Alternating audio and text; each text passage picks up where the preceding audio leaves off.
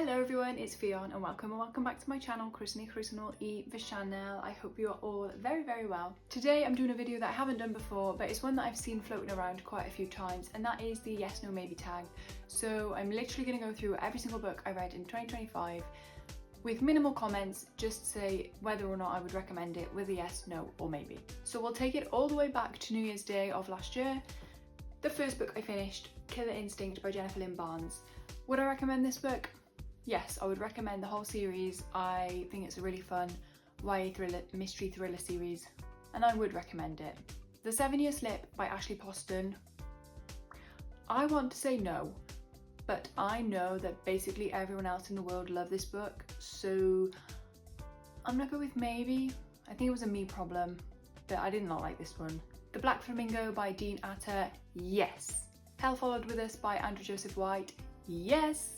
A New Earth by Eckhart Tolle, no. Holy Island by L.J. Ross, maybe. And then Angels by Marian Keyes, really no. Me Before You by Jojo Moyes, yes. Book Lovers by Emily Henry, maybe. A Child Called It by Dave Peltzer, maybe. Harry Potter and the Prisoner of Azkaban.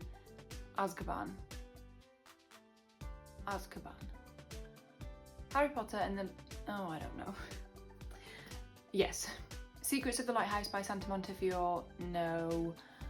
Holes by Louis Sacre, yes. We the Survivors by Tash Orr, maybe. Never Lie by Frida McFadden, yes. The Serpent and the Wings of Night by Carissa Broadbent, yes. Definitely yes. Yellowface by R.F. Kuang, yes. We're into April. Love and Other Words by Christina Lauren, yes. Freedom is a Constant Struggle by Angela Y. Davis, yes. Tender Earth by Sita Paramachari, no. Six Scorched Roses by Carissa Broadbent, yes. Love As Always Mum by Mae West, maybe. I Heard the Owl Call My Name by Margaret Craven, probably not. The Invisible Life of Addie LaRue by V. Schwab, 100,000 times yes. Yes. Top 2 books of the year. Loved it. Definitely yes. The Boy Lost in the Maze by Joseph Colho, no. I Fell in Love with Hope by Lan Carley, maybe. If you're looking for something quite juvenile and sad but hopeful in a way. What You Were Looking For Is in the Library by Michiko Aoyama, yes. Sweet Little Lies by Jill Jarvis, hell to the no. Just no.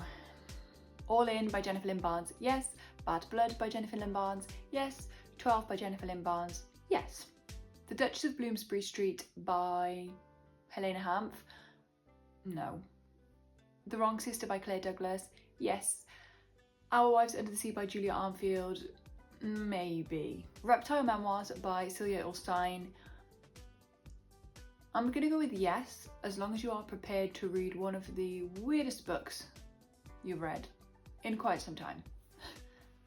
Little Fires Everywhere by Celeste Ng, yes. Black Book by Matteo Ascari-Poor, no. Nora Goes Off Script by Annabelle Monaghan, maybe. Not Another Love Song by Julie Soto, yes. One Child by Tori Hayden, maybe. The Reader on the 627 by Jean-Paul Didier Laurent, maybe. How the One-Armed Sister Sweeps the House by Cherie Jones, maybe. Rosewater by Liv Little, yes.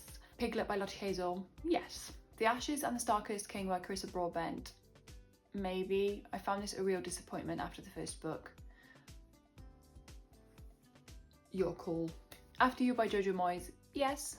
Ultra Processed People by Chris Van Teleken, yes. Harry Potter and the Goblet of Fire by J.K. Rowling, yes. How to End a Love Story by Yulin Kuang, yes. First Time Caller by B.K. Barrison, yes. That's my other top 2 book of the year. I can't decide between those two, but yes, absolutely yes. My favourite romance book of all time. I loved it. Homecoming by Luan Goldie, no. Two Can Play by I. Hazelwood, no. Small Worlds by Caleb Zuma Nelson, yes. Notes on an Execution by Danica Kafka, definitely yes. But be prepared for the content warnings. Out on a Limb by Hannah Bonham Young, yes! The Miseducation of Evie Epworth by Matson Taylor, maybe to yes. Northwards by Daniel Mason, yes. The Love Wager by Lynn Painter, no. How to Disappear by Gillian McAllister, right? Well, I'm pretty sure it was Gillian McAllister. Yes.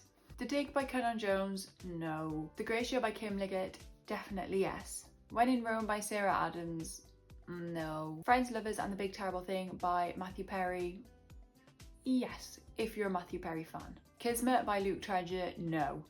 Against a Loveless World by Susan Abuhawa, yes. The Housemaid by Frida McFadden, maybe. Holding Up the Universe by Jennifer Niven, yes. No One Saw a Thing by Andrea Mare, yes. Binding 13 by Chloe Walsh, no. Daisy Darker by Alice Feeney, maybe.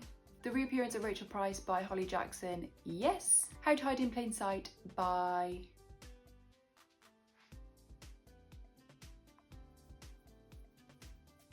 I actually can't remember who that was by.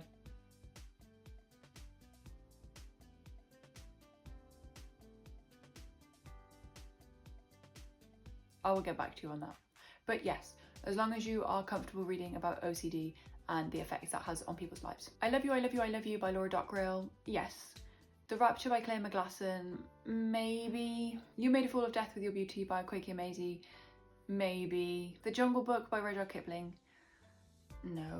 The Priory of the Orange Tree by Samantha Shannon, yes. Love Light Farms by Vicky Borison, absolutely yes. The Beautiful Visit by Elizabeth Jane Howard, no. The Most Wonderful Crime of the Year by Ali Carter, I'm gonna go with no. Holiday Romance by Catherine Walsh, yes. The Librarian of Auschwitz by Antonio Turbe, yes.